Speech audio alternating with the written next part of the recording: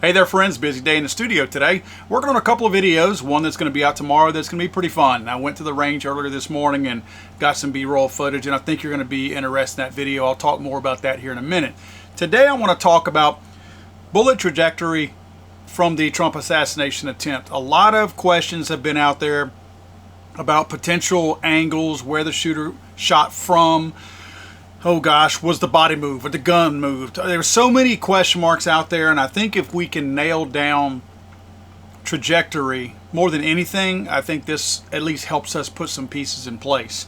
A lot of the theories that have been discussed here on my channel have been a combination of theories. In other words, I'll take somebody else's theory and talk about it, trying to generate some thought. You guys have provided me a ton of information. I haven't really floated what my own theory is. I've just been passing around things and asking questions. What about this? What about that? What do you think about this? Today, this isn't my theory, but just the simple layout of things and how they were. I think we finally have enough video that's going to give us what we need to show what direction these rounds traveled at.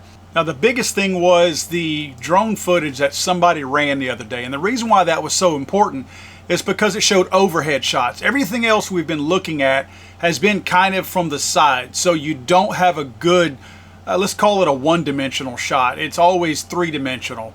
So we're looking at things with different heights, different angles.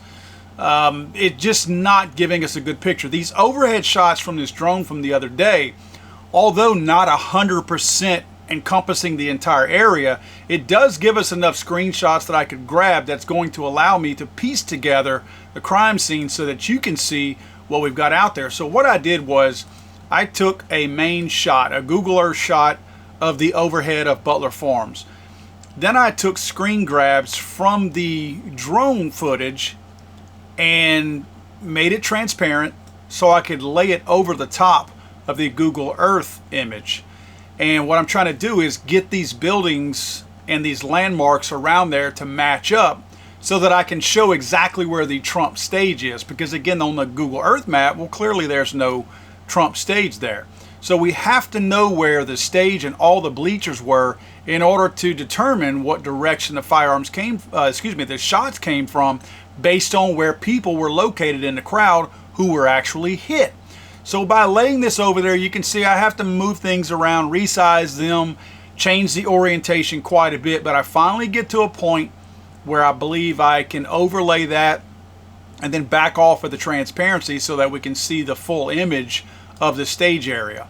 So I've got two images that I overlaid because neither one of them had everything. Neither one of them had all three of the bleachers. So you can see this one picture right here, the last one that I set on here, has the full set of bleachers where two of the gentlemen were shot on that set of bleachers.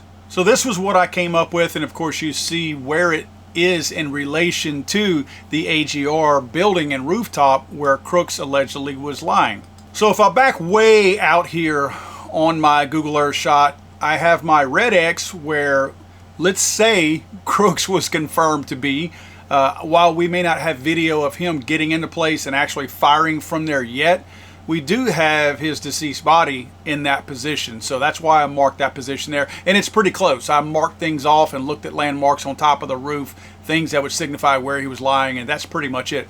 The blue circle that you see, that is the open window that we determined over a week ago that was opened.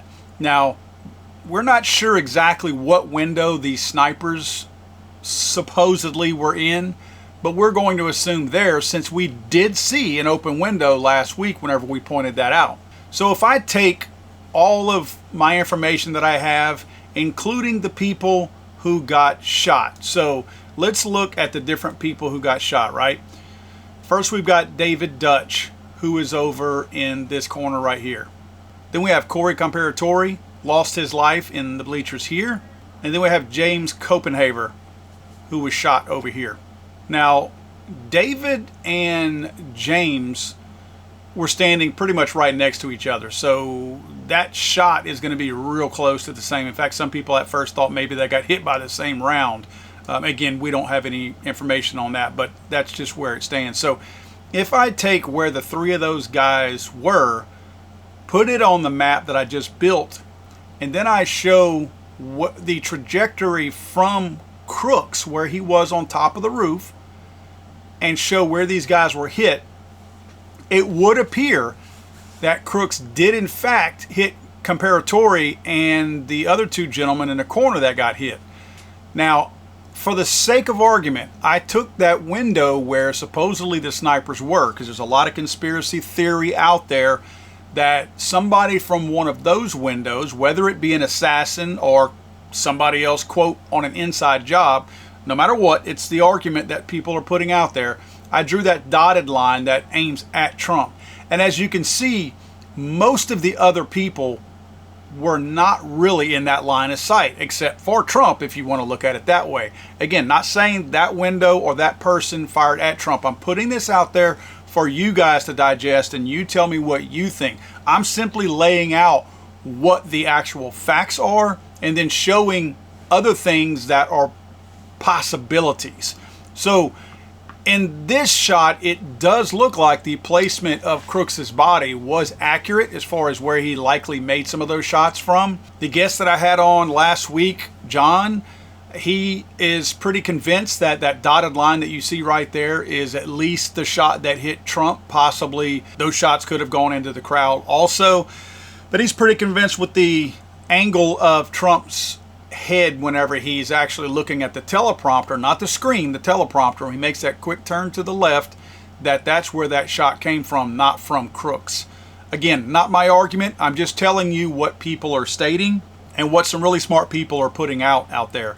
But again, this does look like Crooks at least shot Comparatori and the other two gentlemen up in the corner there. So I hope that helps a little bit. If nothing else, it gives us a better visual to where now smarter people than me can take this type of layout and start doing better trajectory shots of this. Again, this is very rudimentary what I'm doing. This is like cavemen trying to design a wheel that looks like a square and they're going rolling down the road with it. You see what I'm saying? I mean, there is nothing scientific about what I'm doing. This is simply saying, this is a point, this is a point, this is a point, and this is how they line up. That's it.